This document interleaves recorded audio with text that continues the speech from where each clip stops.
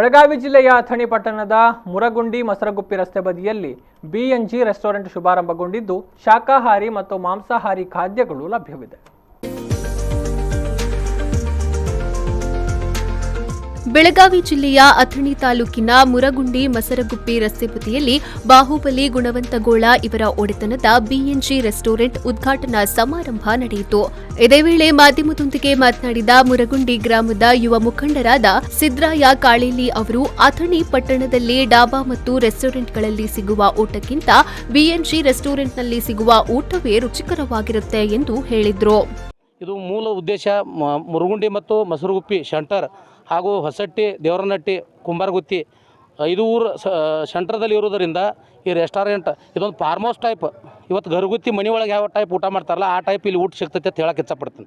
ಮುರಗುಂಡಿ ಮಾಜಿ ಗ್ರಾಮ ಪಂಚಾಯತ್ ಸದಸ್ಯರಾದ ಸುನಿಲ್ ಪವಾರ ಮಾತನಾಡಿ, ಅಥಣಿ ಪಟ್ಟಣದ ರೆಸ್ಟೋರೆಂಟ್ ಮತ್ತು ಡಾಬಾಗಳಲ್ಲಿ ಸಿಗುವ ಕೆಮಿಕಲ್ ಊಟಕ್ಕೆ ಮಾರು ಹೋಗದೆ ಉತ್ತಮವಾದ ಸಾವಜಿ ಶೈಲಿಯ ಮನೆ ಊಟದಂತೆ ಸಿಗುವ ಭೋಜನವನ್ನ, ಅದರ ಜೊತೆಗೆ ನಮ್ಮ ಆರೋಗ್ಯವನ್ನ ಕಾಪಾಡಿಕೊಳ್ಳಬೇಕು ಎಂದು ಹೇಳಿದರು.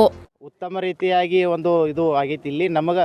ಯಾಕಂತಂದ್ರೆ ಸಿಟಿಯಿಂದ ಒಂದು 8 ಕಿಲೋಮೀಟರ್ ದೂರದಲ್ಲಿ ಇದ್ದರೂ ಕೂಡ ನಮ್ಮ ಗ್ರಾಮೀಣ ಪ್ರದೇಶದಲ್ಲಿ ಒಂದು ಸುತ್ತಮುತ್ತ ಒಂದು 5-6 ಹಳ್ಳಿಗಳಿಗೆ ಒಂದು ಭಾಳ ಉತ್ತಮ ರೀತಿಯಿಂದ ಫುಡ್ ಸಿಗಬೇಕಂತಕ್ಕಂಥ ಒಂದೇ ಒಂದು ಉದ್ದೇಶದಿಂದ ನಮ್ಮ ಗುಣವಂತಗಳ ಬಂಧುಗಳು ಈ ಒಂದು ರೆಸ್ಟೋರೆಂಟ್ ಮಾಡುವ ಮುಖಾಂತರ ನಮ್ಮ ಗ್ರಾಮೀಣ ಜನತೆಗೆ ಭಾಳ ಒಂದು ಅನುಕೂಲ ರೀತಿ ಆಗೈತಿ ಅಂತಕ್ಕಂಥ ಮಾತನ್ನು ಹೇಳಕ್ಕೆ ಈ ಸಂದರ್ಭದಲ್ಲಿ ಇಚ್ಛೆ ಪಡ್ತಾ ಇದ್ದೀವಿ. ಬಾಹುಬಲಿ ಗುಣವಂತಗೋಳ ಒಡೆತನದ ಬಿಎನ್ಜಿ ರೆಸ್ಟೋರೆಂಟ್ನ ಕುಕ್ ಶಿವರಾಮ ಸಾಬಸವ ಮಾತನಾಡಿ, ಬಾಹುಬಲಿ ಗುಣವಂತಗೋಳ ಒಡೆತನದ ಬಿಎನ್ಜಿ ರೆಸ್ಟೋರೆಂಟ್ ಶುಭಾರಂಭಗೊಂಡಿದೆ.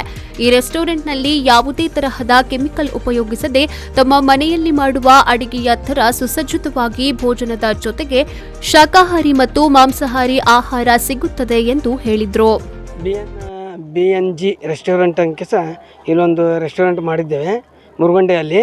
ಇದು ಸಹಜೀವರ ಮನೆ ಊಟ ಪ್ರಕಾರ ನಾವು ಕೊಡಲಾಗುವುದು. ಇಲ್ಲಿ ಸ್ವಚ್ಛವಾದ ಮತ್ತು ಸುಂದರವಾದ ಗಾಳಿ ಇರುತ್ತದೆ.